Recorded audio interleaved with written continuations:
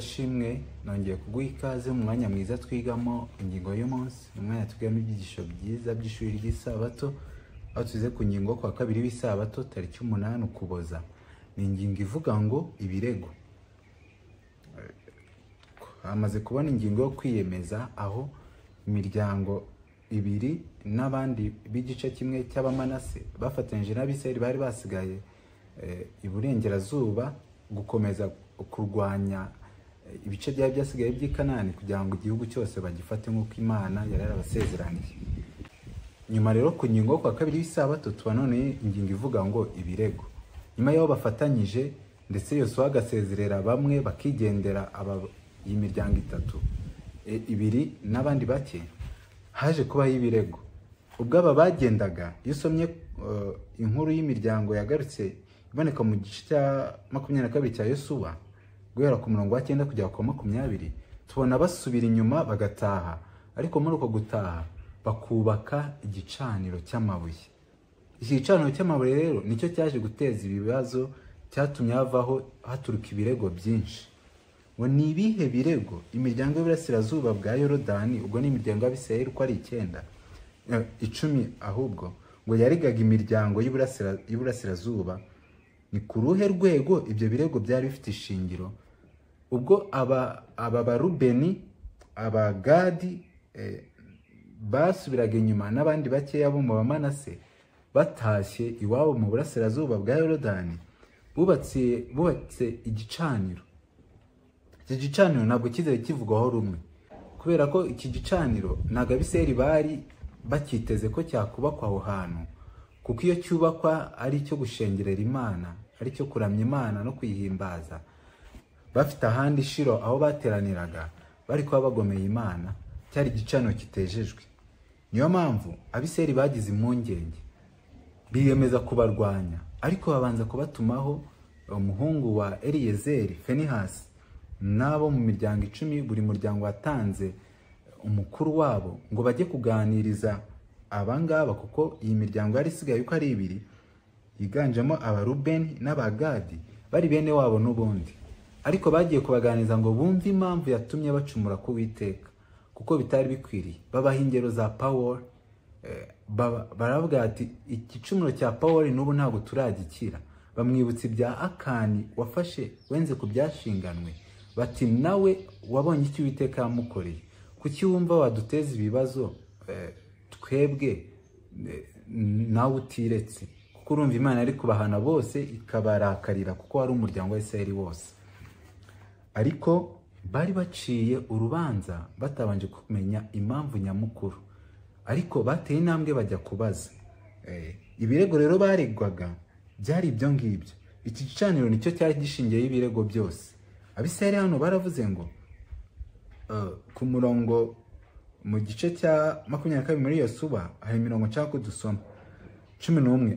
Bukeye Abisirayeli bumva ko Abarubeni n'Abagadi n'ab'igice cyo mu muryango wa Manase bubatse igicaniro mu irasukiro ry'i Kanani mu gihugu gihereranye Yorodani mu bw'Abisirayeli. Nuko rero Abisirayeli babimenye, itaniro ryabo ryose riteranira i Shilo kugira ngo bajye kubarwanya. Abisirayeli baherako batuma Finehasi mwene Eliyezari umutambyi ku Barubeni n'Abagadi n'ab'igice cy'umuryango wa Manase mu gihugu cy'i Galeyadi. Bamutumanaho n'abatware 10 n'umuryango wose w'Abisirayeli utoranywamo mu mutware umwe w'inzu ya sekuruza. Umuntu wese muri bo yatoranyijwe mu bihumbi by'Abisirayeli ari umukuru w'inzu ya sekuruza. Noneho ku murongo 14 niho babwira ngo mbese igicumuro cya Pawulo kiratworoheye, icyo tutarakiranuka nacyo na bugingo n'ubu.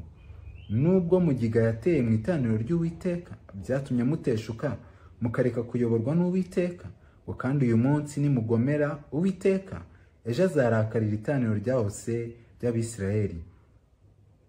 Burumva ibirego babaregaga n'ibyo. Barabwiraga bati kuki mwashinga igicaniro mu buryo butemewe, mukagishinga no ku butaka bwacu?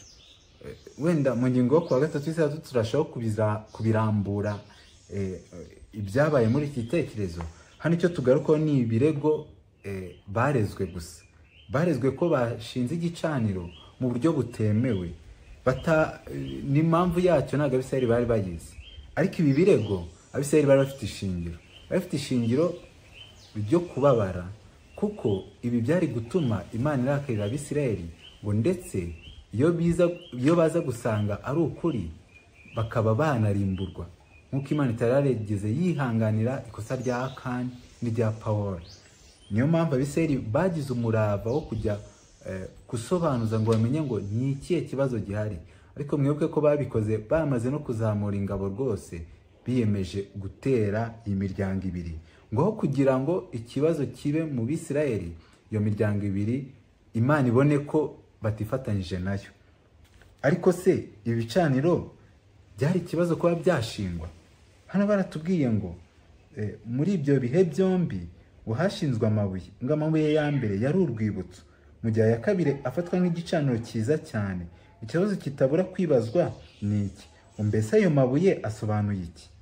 Mbese iki gicaniro cyubakiwe gutambirwaho ibitambo cyangwa cyari urwibutso gusa? Mbese iyi miryango yindi yari yatangiye kugwa mu buhakanyi? Nicyo kibazo abisirayeli bari bafite. Baregaga iyi miryango y'Abagadi n'Abarubeni ko yatangiye kugwa mu buhakanyi, ndetse baranababwira ngo niba umuryango wanyu ufite ibicumuro mwakwiziye iwacu no kugira ngo mugomere Imana natwe. Ikibazo cyari ni kimwe: i Shilo niho hagombaga gusengerwa. Kubaka igindi gicaniro cyo gusengeraho byari bivuze ko bitandukanyije n'Imana. Ubwo nibwo bwoba abisirayeli bari bafite. Bari bataramenya impamvu nyamukuru, niko kohereza aba bantu ngo bajye kumenya ikibazo nyamukuru cyari cyo. Hano baratubwiye ngo kudagisha inama Yosuwa, Eliyazari cyangwa abayobozi b'imiryango ngo byatumye habaho gusobanukirwa nabi gushobora kugeza abantu ku makimbirane akomeye. Hano twereka neza ko kutabanza kugisha inama abakuru mu Bisirayeli ngo bamenye icyo gukora icyo ari cyo, habayeho ikibazo cyari gutuma bafata ibintu nabi, bigatuma habaho n'amakimbirane akomeye yo kurwana kandi bava inda imwe, kandi ari bene umugabo umwe, ari abisirayeli bose bari abisirayeli. Nuko hano bakoresheje imvugo ngo abisirayeli n'imiryango y'Abarubeni n'Abagadi bose bari abisirayeli muri rusange. Ahubwo nuko iyi miryango yari ahawe gakondo hakurya ya Yorodani iburasirazuba. Hano ngo niki Yesu ndetse na Pawulo baba bavuga iyo batuburira ko tudakwiriye gucira abandi imanza? Kuki byoroshye cyane kwihutira gufata imyanzuro mibi yerekeranye n'impamvu zateye abandi bantu gukora ibintu runaka? Iki kirahuzwa n'ikibazo twatangiyeho ku Isabato nimugoroba. Ikibazo twatangiyeho kibaza ngo ni kuki guhita wihutira gufata umwanzuro utitondewe ku byerekeranye n'imyitwarire y'abandi biteza akaga? Ababisirayeli bafashe umwanzuro bahubutse, bahita bashyira ibirego kuri iyi miryango ibiri y'Abagadi n'Abarubeni, babagira nk'aho bagomeye Imana, bakoze ibidakorwa, nyamara birengagije kubaza Imana no kubaza Yosuwa no kubaza abo mu bakuru babo mu miryango, kugira ngo bamenye neza impamvu ahanini yabiteye. Gufata umwanzuro rero utazi ikibazo aho gishingiye, utabanje kubaza cyangwa ugacira umuntu urubanza, ibyo ni ibintu byeze mu mitima yacu, byeze mu mibereho yacu ya buri munsi nk'Abakristo. Simvuga n'abapagani, ndavuga Abakristo. Ariko ni bibi cyane kuko bishobora kugeza ku makimbirane akomeye cyane. Reka njye namwe ntitugacira abantu imanza, tureke imanza zibe iz'Uwiteka Imana yonyine, nk'uko Yesu Kristo nawe yabivuze. Uwiteka Imana niwe uzitura, niyo mpamvu twebwe tudakwiye kuba abantu baca imanza. Ingingo y'ejo kuwa gatatu y'Isabato tariki 9 Ukuboza iravuga ngo guterwa ubwoba n'ibyo mu gihe cyashize. Tuzasobanukirwa impamvu ahanini yatumaga abisirayeli bagira ikibazo mu birego batangaga. Impamvu ahanini yabibateraga, bari bafite ubwoba bw'uko bahura n'ingaruka zo mu bihe byashize.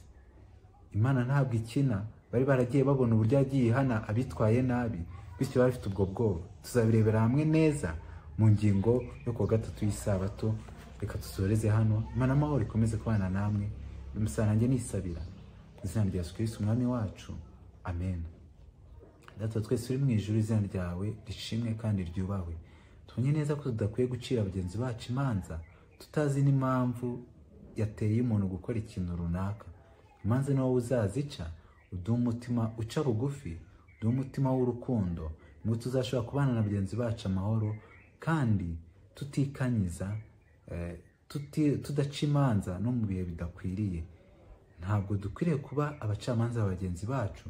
Icyo dukwiriye ni ukubereka inzira ikwiriye, bayishima bakayinyuramo, batayishima ni wowe ugena ibikwiriye kuri buri wese, kuko ari wowe waturemye, uzi impagarike yacu yose, uzi ibyo buri wese atekereza n'ibyo agambirira. Niyo mpamvu ari wowe mucamanza mukuru. Reka Mwuka akomeze kubana natwe kandi adutsindire uwo muco mubi muri twe, maze tube mu isi tutarabisa, ahubwo tugaragaza gukiranuka kwawe muri twe. Byose bikomeze kuko ushaka, mu izina rya Yesu, amen.